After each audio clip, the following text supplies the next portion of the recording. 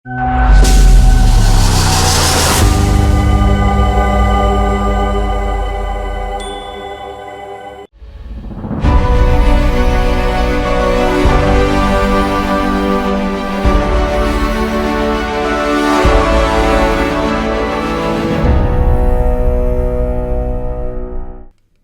कमाना सबको आता है लेकिन उसे सेव करना नहीं।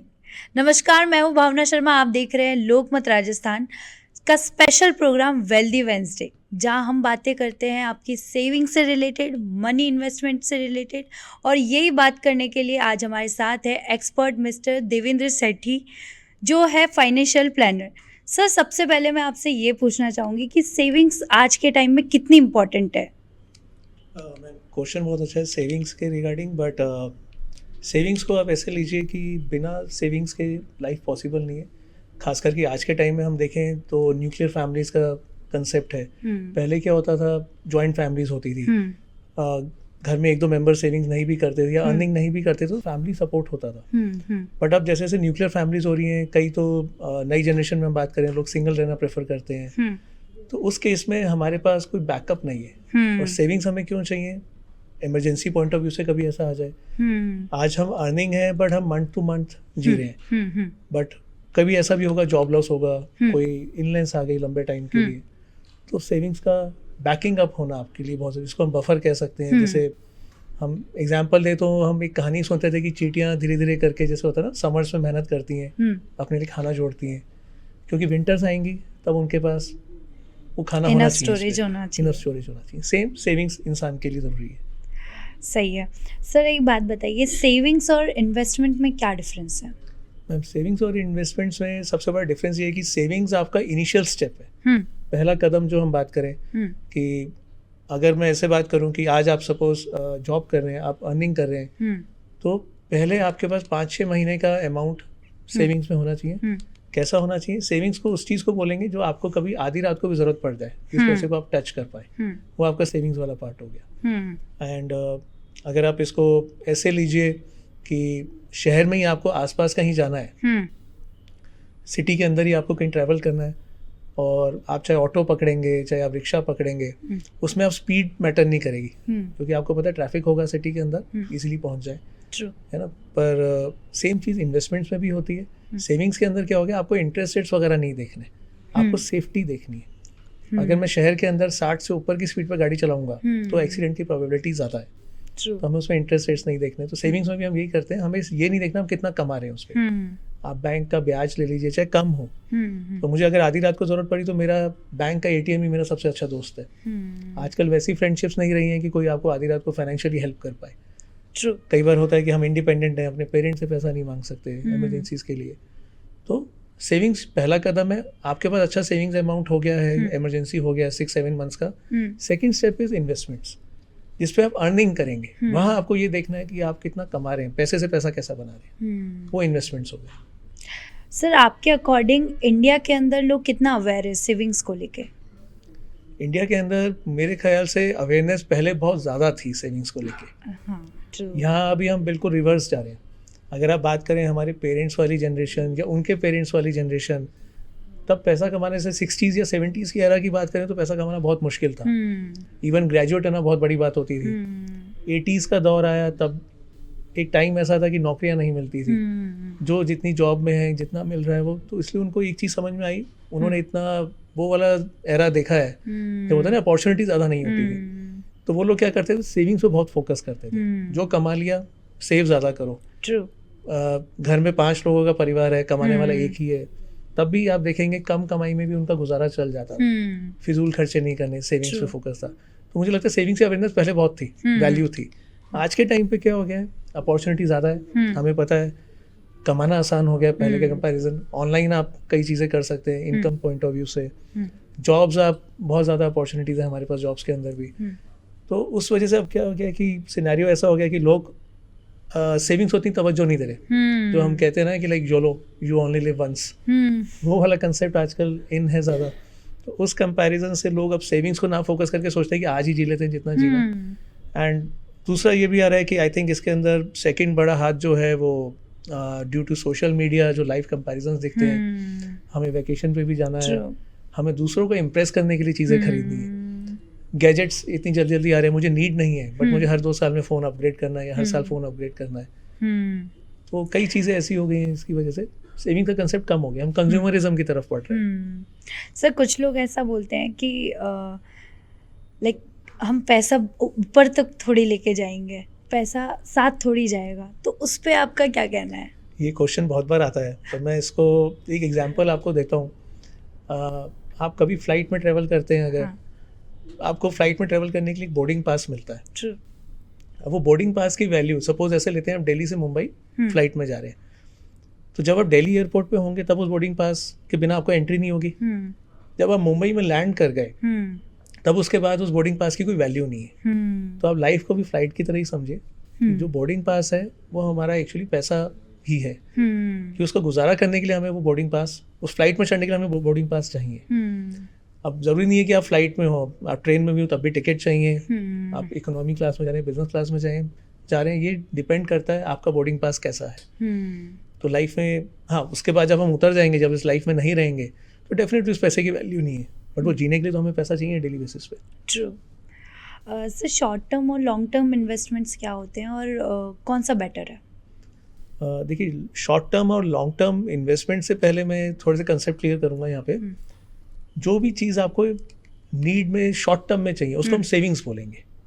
सेविंग शॉर्ट टर्म के लिए होगी, साल 1.5 साल, मैक्सिमम 2 साल। उसके अबव जो आएगा फिर वो मीडियम टर्म आ जाता है, 2 साल से 5 साल की कुछ चीज़ें। 5 साल से अबव को हम लॉन्ग टर्म बोलेंगे, जिसके लिए इन्वेस्टमेंट्स काम आते हैं। अब इसको आप ऐसे भी लीजिए कि कितना करना चाहिए, कितना होना चाहिए। तो हम सबके घर में, हम जानते हैं, हम इंडियंस हैं, हम लोग डेली मिल्क हमारी लाइफ का एक पार्ट है, चाहे चाय पीनी हो चाहे दूध पीना हो। तो अगर आपसे ये क्वेश्चन पूछा जाए कि दूध को बॉयल कितनी देर करना चाहिए, आपका क्या जवाब रहेगा इसमें? बॉयल जब तक लाइक वो उबल ना जाए पूरा अच्छे से। पर उसमें भी इम्पोर्टेंट ये है कि हमें अलग दूध का अलग बनाना क्या है। हाँ, बनाना हमें क्या है, खीर बनानी है तो उसको उसके हिसाब से बॉयल करना है, पीने के लिए करना है तो इतनी देर एक ही बॉयल से हो जाएगा। पनीर बनाना है तो उसका अलग कंसेप्ट है। तो दूध से हमें बनाना क्या है। तो सेम चीज़ वही है कि इन्वेस्टमेंट में ये देखा जाता है कि आपको शॉर्ट टर्म मतलब सेविंग्स करनी है, मीडियम टर्म के हिसाब से करना, आपकी नीड क्या है, आपकी गोल क्या है। अगर वो डिसाइडेड क्लियरली है तो उसके अकॉर्डिंग ही हम चूज करते हैं।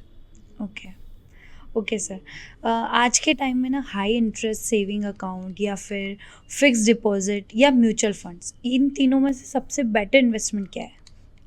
इसका जवाब थोड़ा थोड़ा पिछले क्वेश्चन से मिलता जुलता ही हो गया कि हमें बॉयल कितनी देर करना है, पर हर किसी का एक रिस्क एपेटाइट अलग अलग होता है, जिसको रिस्क लेने की क्षमता कह लीजिए, हर इंसान की अलग अलग होती है। आज अगर कोई 65 ईयर ओल्ड है जो ऑलरेडी अपनी लाइफ में होता है ना, पैसा कमा चुके हैं, जोड़ चुके हैं, अब स्टेबल हो गए, अब उनका कंसेप्ट यही है कि यही जमा पूंजी है, कोई सोर्स ऑफ इनकम नहीं है मेरे पास, तो मुझे इसी से गुजारा चलाना है, सब कुछ करना है। तो वो थोड़ा सा सेफ्टी लेके चले, उनका रिस्क एपेटाइट शायद कम होगा, तो वो शायद एफडी में उनको ज़्यादा करना चाहिए। 70 to 80% मैं बोलूँगा एफडी या कोई भी ऐसा प्रोडक्ट जो फिक्स ब्याज वाली उसमें हो, जहाँ सेफ्टी ज़्यादा हो। हमें वो भी नहीं देखना है कि हमें ज़्यादा इंटरेस्ट या कोई ऐसी एफडीज नहीं पिक करनी है जहाँ कल को कैपिटल ही खत्म हो जाए।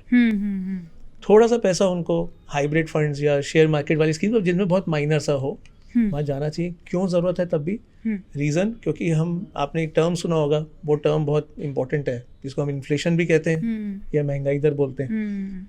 तो महंगाई दर को बीट करने के लिए आपको थोड़ा बहुत इक्विटी का सहारा लेना पड़ेगा, पर वो हर आदमी के लिए अलग अलग है। आज कोई यंगस्टर है, 25 ईयर का है, सपोज उसकी एक अच्छी सैलरी आ रही है, और अभी इतना लाइफ में अभी होता है ना, रिटायरमेंट और ये सब चीज़ें दूर है, तो उनको अभी ज़्यादा एग्रेसिव जाना चाहिए, कुछ शॉर्ट टर्म के लिए रखना चाहिए। तो ये डिपेंड करता है हर आदमी की एज, उसका रिस्क लेने की क्षमता, और कितना टाइम वो कितना एग्रेसिवली, उसका नेचर भी है।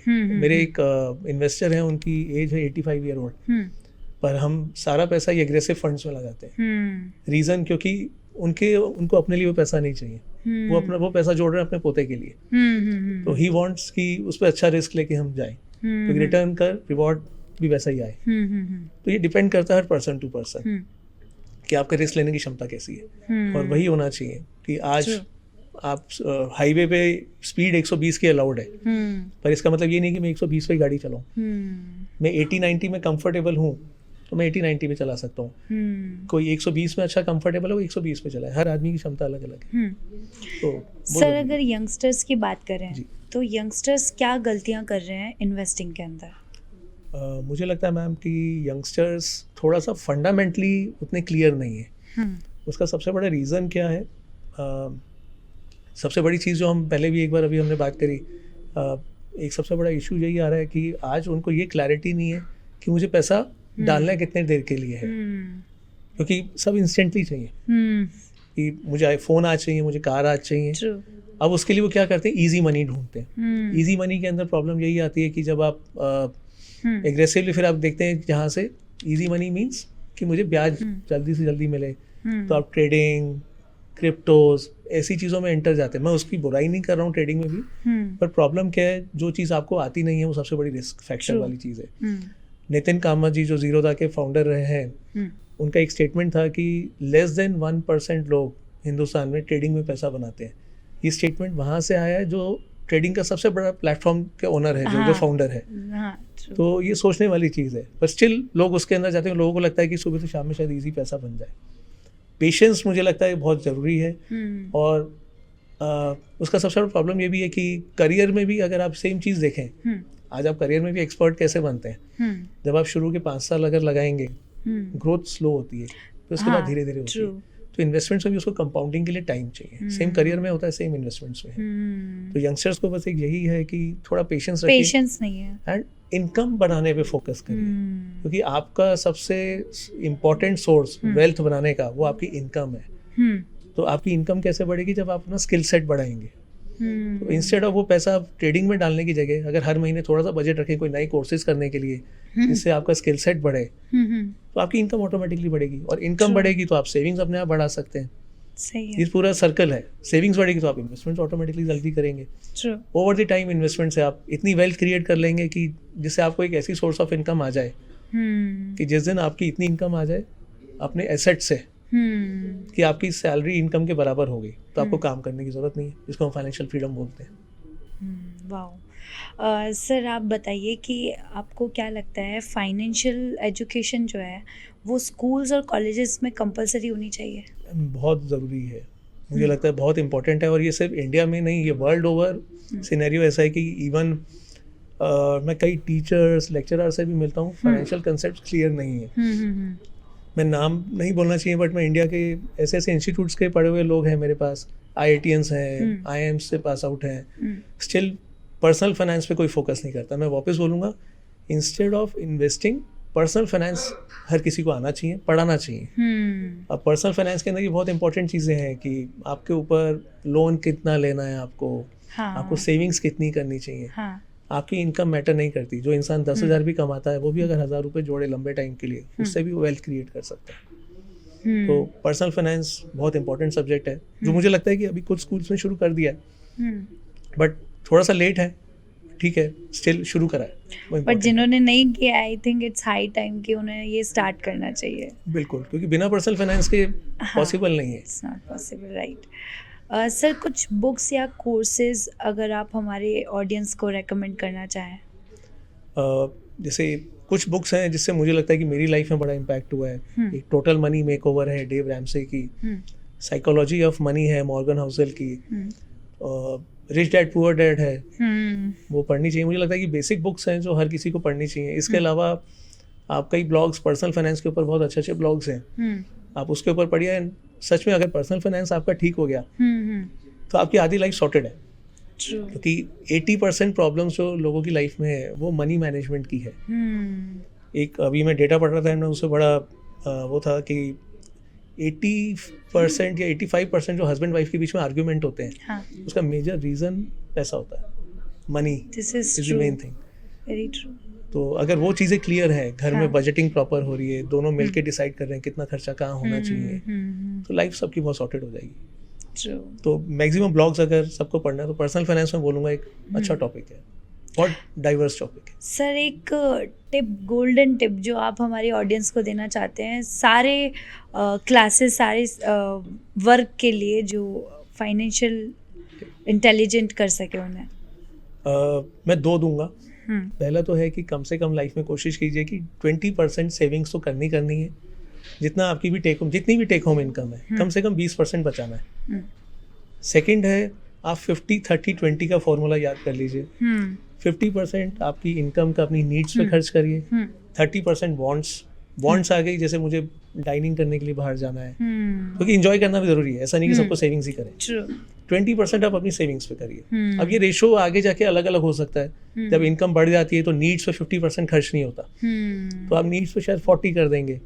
पर कई लोग क्या वांट्स को बढ़ा देते हैं। अब वांट्स की जगह पे सेविंग्स को बढ़ाइए। कोई वांट्स की कोई लिमिट नहीं है। हमें बस फर्क समझना है, नीड और वांट्स में फर्क क्या है। अगर मेरे पास फोन है और नया आईफोन आया है तो वो मेरी वांट है, नीड नहीं है। मेरा फोन आज टूट गया है, मुझे नया फोन चाहिए, वो मेरी नीड है। तो ये बहुत जरूरी है समझ, बड़ी थिन लाइन है इसके बीच। तो ये थिन लाइन समझिए और आप भी वैसे इन्वेस्ट कीजिए जैसे सर ने बोला है, सेविंग कीजिए। And thank you so much sir for your valuable time. बहुत ही अच्छी टिप्स और बहुत ही अच्छे इन्फॉर्मेशन दी है आपने। आई होप ये हमारी ऑडियंस के लिए बहुत काम करे, बहुत ही हेल्पफुल रहे। बाकी आप देखते रहिए लोकमत राजस्थान, हर वेडनेसडे वेल्दी वेडनेसडे।